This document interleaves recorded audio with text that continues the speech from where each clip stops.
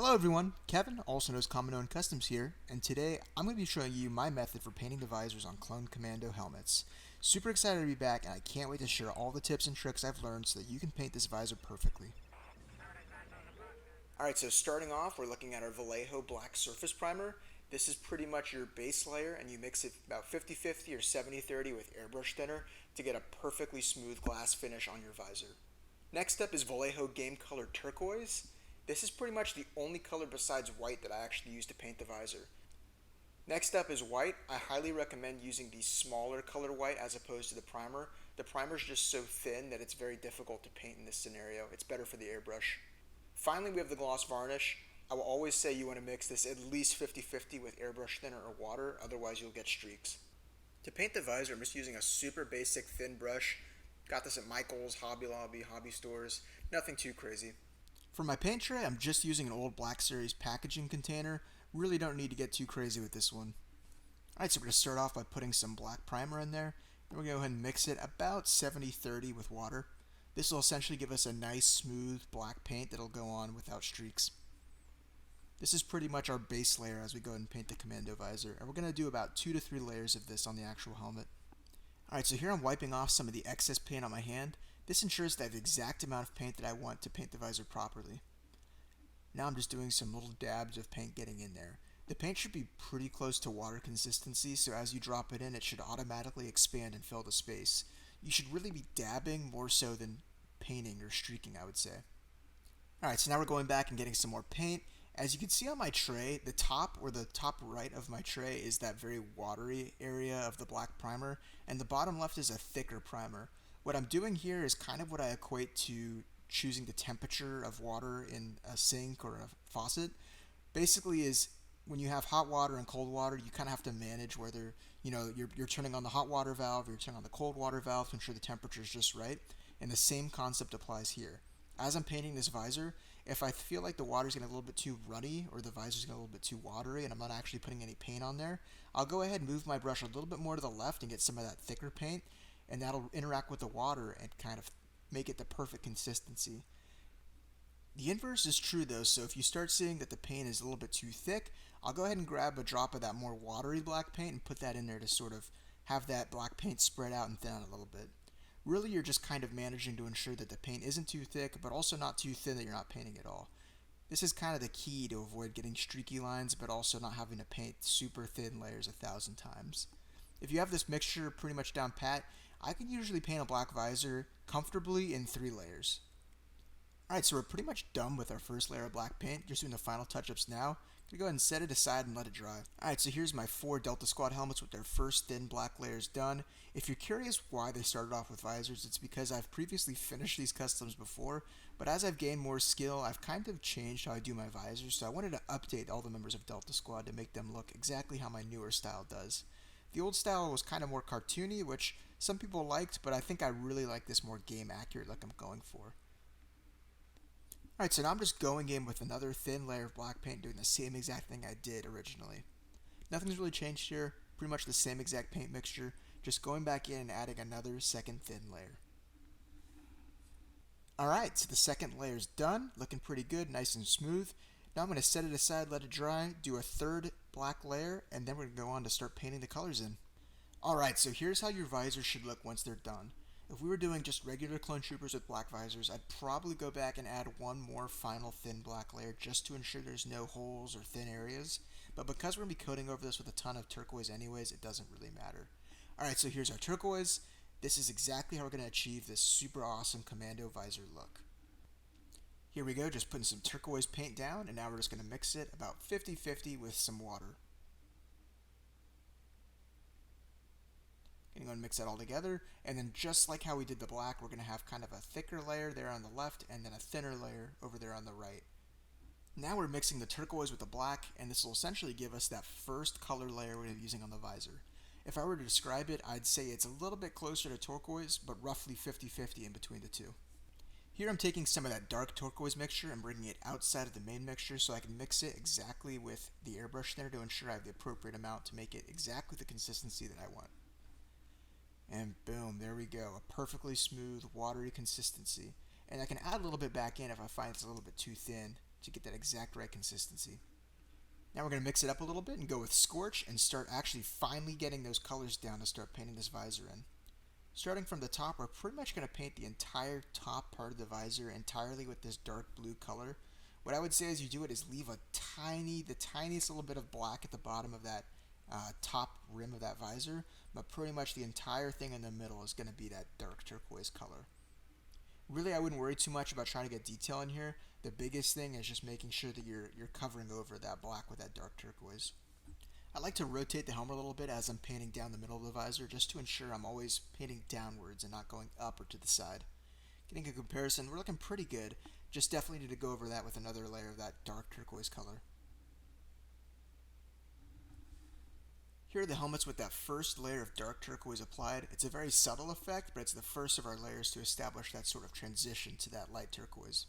Here we're taking our original mixture, and rather than adding anything to it, any white or anything, all we're doing is just going more with the regular base turquoise layer and just adding a little bit less black now.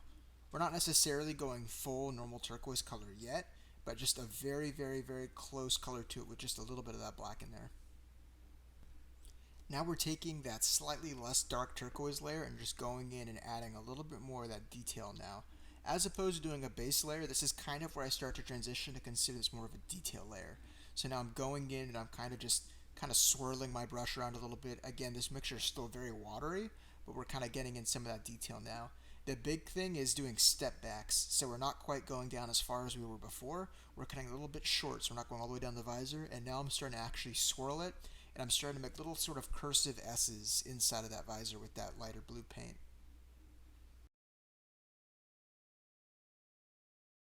Alright, so here's how the helmet is looking with the first two layers of paint applied. As you can see, there's still quite a lot of work to do, but you can see we're just now starting to get that sort of turquoise color going. Alright, we're finally using the main color of turquoise. This is pretty much straight out of the bottle, exactly what it comes in. All I'm doing is just adding a little bit of that airbrush thinner to make that paint a little bit more smooth. Now we're going again using that same step back technique, starting from the top and kind of pulling down, making little swirls in the visor, give it some sort of cloudy little looks to it, and just painting down. One of my favorite parts about actually painting these visors by hand is that you can make sure that every single visor is unique. In-game, the Commandos have sort of a smoky look to their visors, so this is a great opportunity to show that each Commando has a different look to their visor, while still maintaining that cohesive smoke look to it.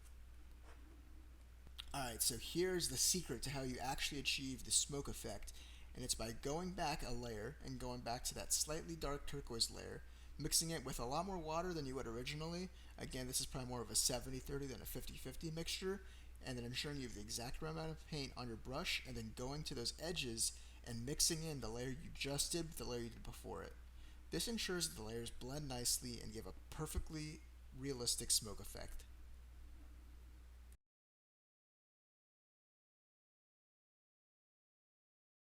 Again, here I'm just going to that layer barrier where the layer I just painted lines up with the layer I painted before, and just doing that nice light watery paint to ensure it all blends in.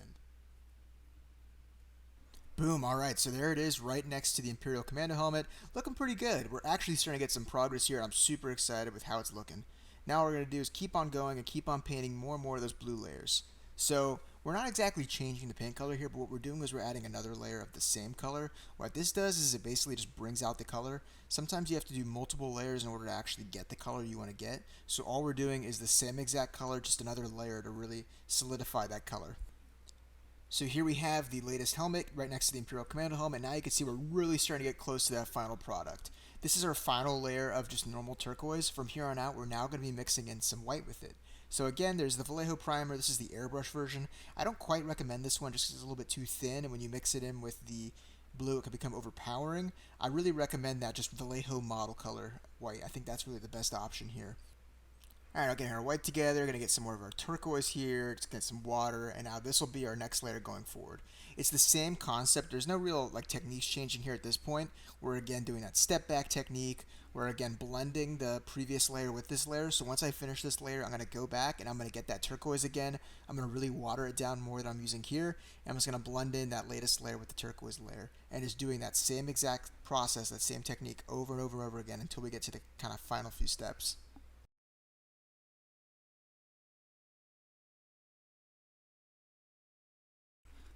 Alright, so this is the part where we're finally starting to change things up. Instead of doing, the classic kind of just looking at more fillet, doing the step back technique, now we're actually going and we're adding in those kind of whiter highlights to it. This is with a color that's mixed with turquoise and white, very, very, very light. And now we're just adding those highlights to that smoke that really make it pop and look illuminated. You can see it right there in the light. It's looking really good, and I'm really happy with it.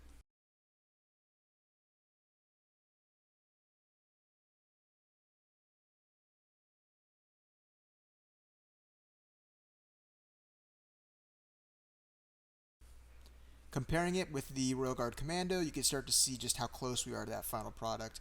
Really, all we have to do after this is blend it in and then add that final highlight. Now we're going to do that final highlight I was talking about. To do this, we're going to mix some water with some white and some of that turquoise, really getting a very, very, very, very, very close to white kind of color. Maybe you can call it like a baby blue sort of color, but just a very, very, very light turquoise color. Now I'm mixing just enough paint I want on my brush, brushing it off on my hand, and I'm going and doing that highlight. You see I just zoomed it in there. We're just doing a tiny, tiny, tiny, like barely as little paint as we can on our brush, just barely painting that top ridge of that visor. Alright, we are so close to being done now. All I'm going to do now is I'm going to do some small vertical lines going from the top down to the bottom, just kind of pulling it down to give that vertical appearance as it has in the game with kind of like the light rays shining through. And then all I'm going to do is just blend those in just a little bit with a thin layer of turquoise paint, heavily watered down. I'd say like 80-20 water to paint, mostly water, just to really blend in those colors. But yeah, this is pretty much it as far as painting this helmet goes. Alright, so if you haven't already painted and sealed your helmets before, this is the time to seal it. But if not, you're like me just painting the visor, this is where we're going to start actually painting the gloss onto the visor. It's probably the easiest part of the whole thing to do, but also the easiest part to get wrong. So as you saw there, we're just taking our gloss varnish from Vallejo and mixing about 50-50 gloss varnish to water. And this we're just mixing up completely. We're not going to do like a clumpier version and a thinner version. It's just all 50-50 mixing it together. Alright, so once we have our gloss varnish together, we're kind of painting this. The best way I could describe it is we're pretty much just kind of putting it on there. We're it's very watery, so we're just spreading it around on there. I would say you should be doing, you're less so brushing, you're not brushing the paint on, you're more kind of dropping the paint on, you're dropping the watery paint onto it and just spreading it around. So if it feels like you're sort of like you're doing brush strokes and it's you're pushing the paint, you want to try and maybe add more water because it really should just be adding these thin layers onto it, and then it should spread out naturally, and you're just helping the water along, you're spreading it along, but all you're doing is you're just dropping that thin, almost watery like paint onto there and just allowing it to kind of work itself into the whole sort of sculpt.